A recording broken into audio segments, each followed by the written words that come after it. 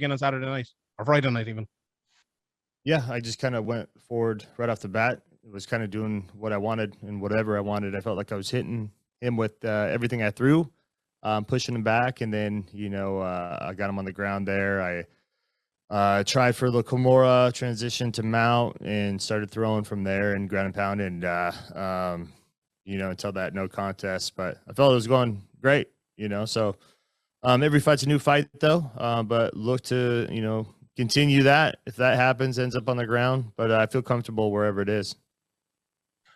Cheick has only fought twice since that last fight, and obviously you fought up and down weights 4 times.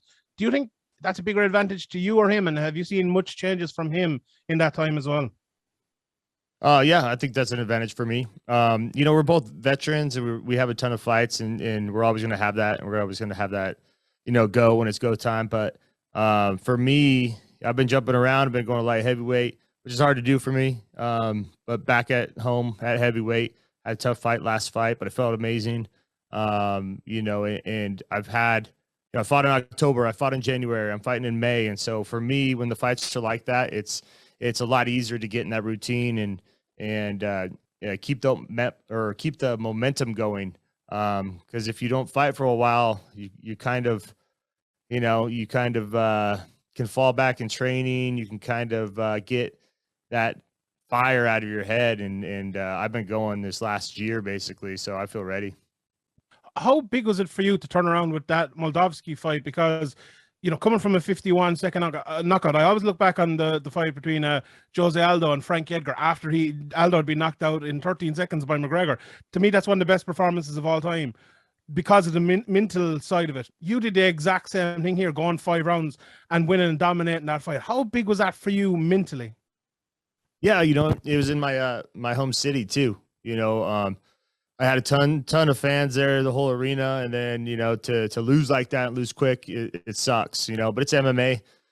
Could happen to any of us, and I'm glad I got a redo, and I'm glad it went well, and Moldavsky is a really tough guy, tough young guy, and one of the better guys in the division, and to go out there and pull through and get that win was huge, I felt great just coming back to heavyweight basically. And I've always bounced back from my losses and not really dwelled on them, just worked harder, fixed what I needed to fix and be better. We've got a lot of questions, so let's keep to one per person here, starting with Jay. Your line is live.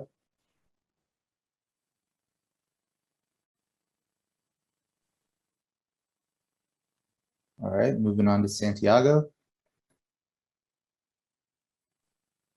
Hi, Ryan. Greetings from Amsterdam. Thank you for the time. You fought in Sweden and Germany, but not yet in France. What was your first reaction when you heard that this fight was going to be in Kongo's backyard? I was excited. I haven't fought overseas in a while. I've fought all over. I fought in Australia, Japan, and like you mentioned, those 3. And so to fight in France, I was all over it, and I have fought twice the last 2 fights in my hometown. I don't think it's always, the best thing. It's fun because I've never fought in front of the hometown crowd, but there's a lot of pressure that comes with that, and so I'd rather be the guy coming into another guy's hometown, and bringing an upset in that way. I've done it my whole career, from going down to Brazil to going to Japan, all that kind of stuff. So I embrace it. I love traveling to fight. I haven't done it in a while, and I always do well in these type of fights. Al? Ryan, how's it going? Good. How you doing? Good, thank you. Shout out from all the way from South Africa. I just wanted to go through a few. First one for me, Ryan. Talk about high-profile rematches against big opponents. What would you say are the pros and cons of rematches? Obviously, the one with Kongo went a bit astray, but you still got a bit of time, a couple of reads. So what would you say are the pros and cons of these kind of high-profile rematches? Yeah, I've had 3 rematches in my career, and I've won all 3 of those. I didn't really have a choice on this one. It was kind of given to me right after the last fight. They said, Kongo came in and said, "Hey, you're fighting Kongo in France," which, you know, I was all for it.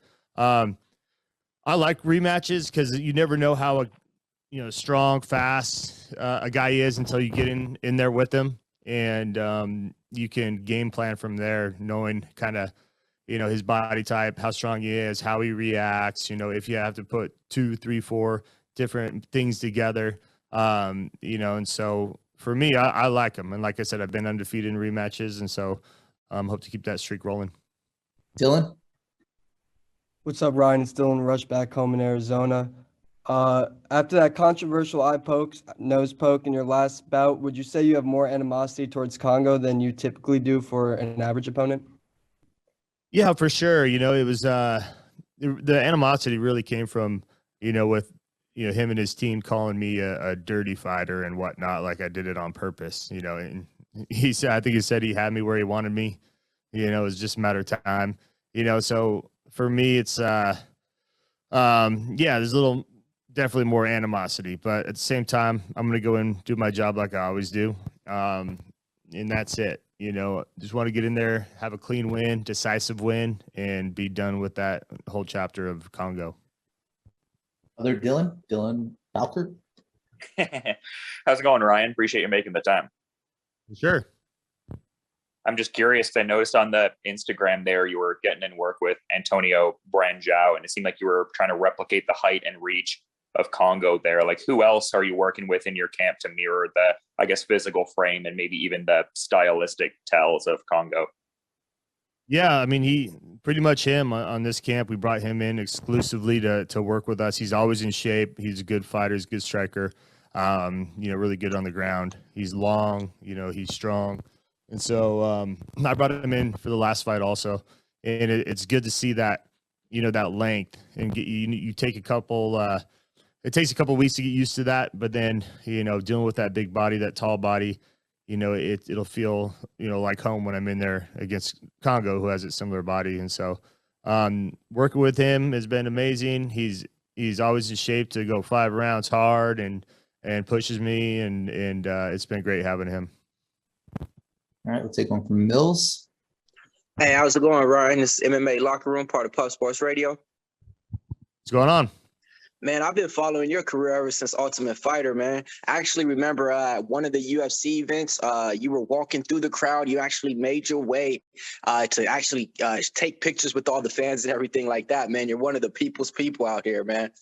So looking back, my bad. So looking back at it, man, can you remember if there was one fight or one fighter that you had that just changed your life for the better or for the worse? If we're kind of talking about like fights that I kind of remember, I want to say there's like a fighter that really has, you know, changed my life. I don't know if you're meaning by like advice or whatnot, but my 3 favorite fights, one would be, you know, I fought Keith Jardine after he just beat Chuck Liddell. It was my first big name fight, and fighting down in Australia, and I go out there, ended up knocking him out, and I just didn't know, you know, where I belonged, you know. And another one was fighting Rampage Jackson in Japan, in Tokyo. You know, it was a huge name and all that. And then probably my favorite one was beating Fedor, you know, in the heavyweight Grand Prix in Bellator here, and becoming a double champion, the heavyweight champion. And that kind of basically, you know, filled me in that everything I was doing, you know, was the right thing throughout my life, you know, being an athlete and striving to be the best. And it was just a special night. We'll go to Josh. Ryan, we're seeing more and more crossover between MMA and boxing. Do you see that as a good thing for the sport? And could you ever see yourself getting in a boxing ring? You know, I like all the different opportunities, honestly. You know, the more stuff out there for the fighters, the better, I've always felt. You know, if a fighter can go make money somewhere, even if it's these, you know, one-off deals where, you know, they get a big payday and they can box or whatever it is. And yeah, I'm always open to different things, you know. I always said I would like to have at least one boxing match, and it's got to be got to make sense though. You know, so we'll see what happens. And like I said, even if these things kind of pop up and fade away, it's good to have options for these fighters or even guys that kind of want to, hey, I want to jump out of retirement and fight this one fight, and I need that fire again and this competition. So I think it's all good. Mike? Hey, Ryan, just got 2 questions here for you. And the first one being, what challenges you at this stage of your career? You've almost done it all. You've fought everywhere. You just talked about some of your favorite fights throughout your career. You want to close this chapter. What keeps you going, and where would you kind of assess where you're at this stage in your career? You know, the guy at the end of the contract, you know, as far as when you're signing that contract, you know, there's a guy trying to kick your ass. You know, and I still love to compete, you know, and this is what I'm good at basically. And that's where I can compete, you know. I was sick of wrestling. And I thought I was done, you know, way back when.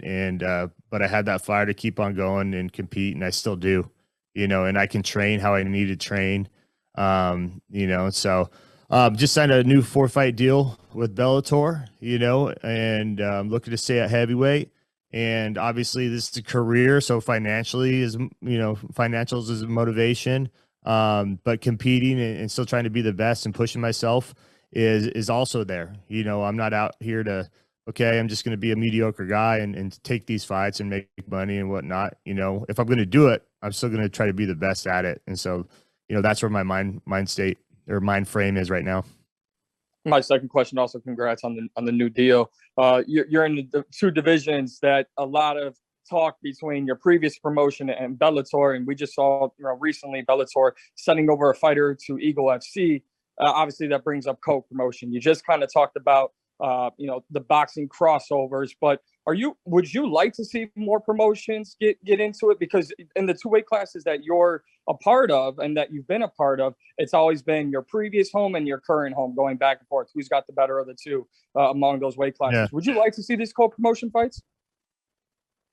It'd be fun, like here and there. But I think we talk about it a lot, but it's never really going to happen between the UFC and Bellator, I don't think, you know, not for a while. And so it's kind of a fantasy, but I mean, I would love to, you know, I was saying earlier, I love these different opportunities for fighters. You know, that would be a big opportunity for somebody, you know, so anything that's different, you know, it's good by me as far as, you know, we're doing these Grand Prix, you know, if a guy in MMA can go make some money boxing, if we can do cross promotion and get, you know, more eyeballs on the sport and have opportunities for these fighters. I think that's great for everybody. Jay? Hey, thanks very much. Sorry for the technical difficulties earlier, but you mentioned your 4-fight deal there, and I'm curious, at this point in your career, do you see this as potentially your last contract, or could this be a case where, like Cheick Kongo, we see you at 46 still fighting? I don't think I'm going to be a 46-year-old fighting, you know. I have other stuff I want to do, you know, but when we talked about this contract, you know, I don't see myself going down to light heavyweight anymore. That's one thing that was kind of like, you know, I don't know if I want to put myself through that, you know, that weight cut, and I just don't feel great.